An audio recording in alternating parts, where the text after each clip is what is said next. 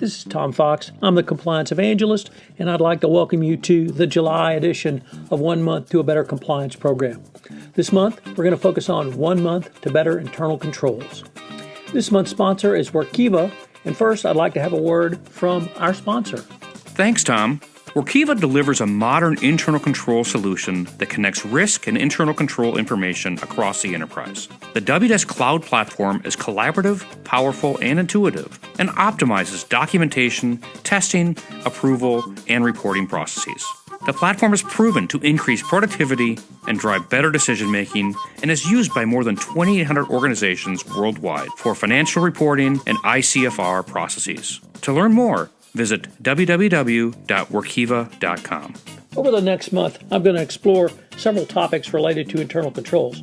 We're going to take a look at what internal controls are and how they relate to a best practices compliance program. I'm going to help you understand how to design an internal controls regime for compliance, and then some of the specific internal controls for the functional disciplines within a corporate compliance program. We're going to take a look at the COSO 2013 framework around internal controls and explain how that integrates into your best practices compliance program. I think it'll be a fascinating month for you. We'll certainly explore the area of internal controls in depth. This podcast, 1 Month to a Better Compliance program, is a part of the Compliance Podcast Network. Day 10, internal controls for third parties.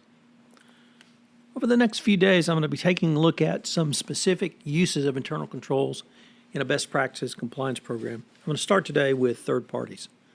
The reason I'm going to start with third parties is they are the highest risk of any FCPA compliance program, and so it's generally the risk that companies need to attempt to remediate first. Today I'm going to look at this in a couple of different ways. The first one is I'm going to take a look at the GSK and China case because I think it provides some really good examples of failures of internal controls around third parties. Then I'm going to give you a list of some specific questions that you can go through to ask to determine if you have sufficient internal controls for third parties. And then I'm going to review the life cycle 5-step process for managing a third party because those are all internal controls as well. So GSK in China. In 2014, GlaxoSmithKline received a fine of nearly $489 million that was levied by Chinese court for its bribery and corruption in China. The case really turned on the complete, total, and utter failure of the company to manage its corruption program in China. There were numerous examples of payments made to nearly $500 million in payments made to corrupt Chinese officials. So what were the appropriate internal controls? You might think of a company as large as GlaxoSmithKline and one that had gone through the ringer of a prior Department of Justice investigation into charges for off-label marketing and an attendant corporate integrity agreement might have such controls in place. If it was not for the types of bribery, it is not as if the types of bribery in China were not well known. The nuts and bolts of how bribery occur in China are well known. The systemic problem in foreign pharmaceutical company issues are certainly a conundrum.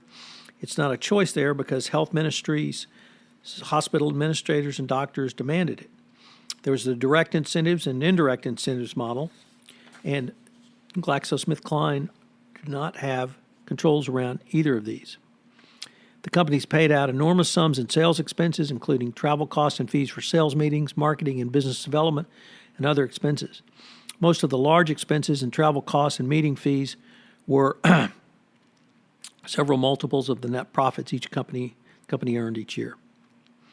It would be reasonable to expect that internal controls over gifts would be designated to ensure that all gifts satisfy the corporate requirements under the GSK compliance program. It should fall to a compliance practitioner to finalize and approve the definition of permissible and non-permissible gifts, travel, and entertainment, and internal controls would follow from such definitions or criteria set by the company.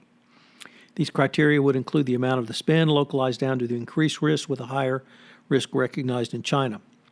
Within this context, I would suggest 4 specific internal controls. Is the correct level of person approving the payment or the reimbursement for the expense? Are there specific controls and sign-offs that the gift had a proper business purpose?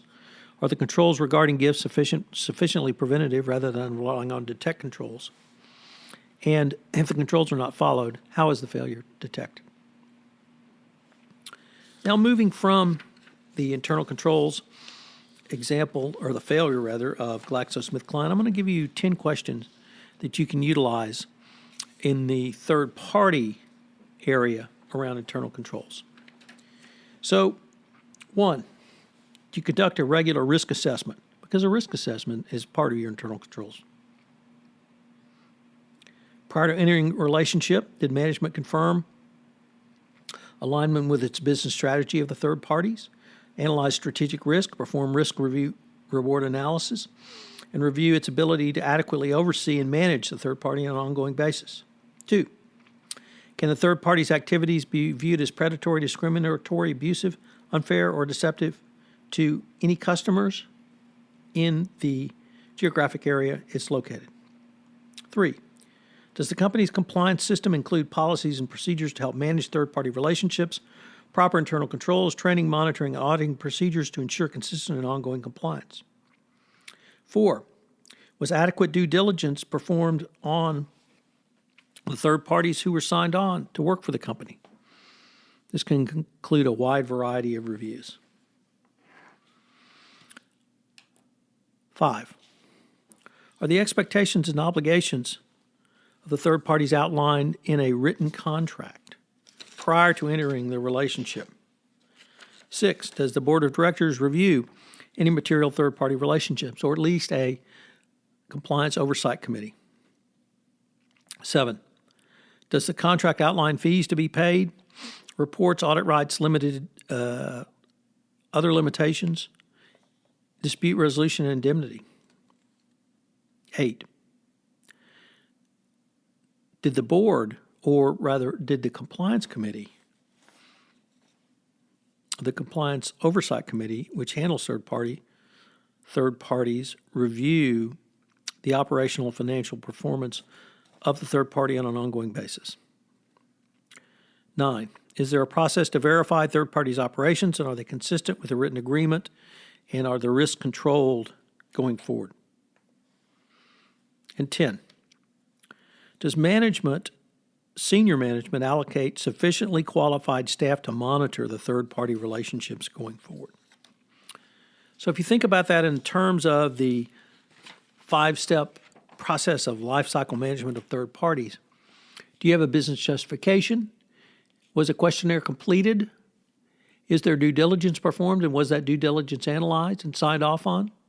Is there a contract in place with the appropriate terms and conditions? And then did you manage the relationship after the contract was signed? So within those 5 steps, you can ask those questions. You can clearly see the failures of GSK. So what are today's 3 key takeaways? I can't emphasize enough the failure of GlaxoSmithKline in China.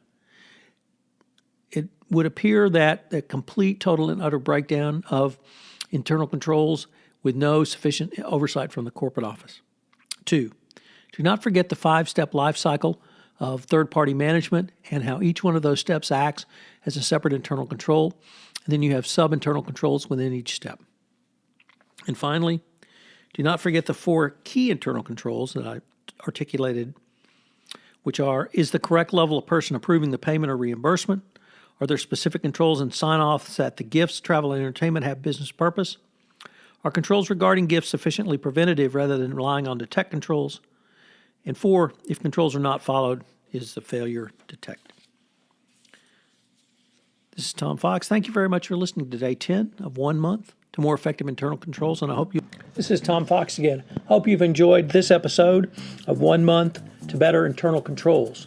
If you've listened to this podcast on iTunes, I would greatly appreciate it if you would rate this podcast, as it would help in our rankings. The word out about the only 1 month podcast series, which enables you to design, implement, and enhance a better compliance program. Also, if you have any questions, please feel free to contact me at tfox@tfoxlaw.com. This is Tom Fox. Thank you very much for listening, and I hope you will join us again tomorrow.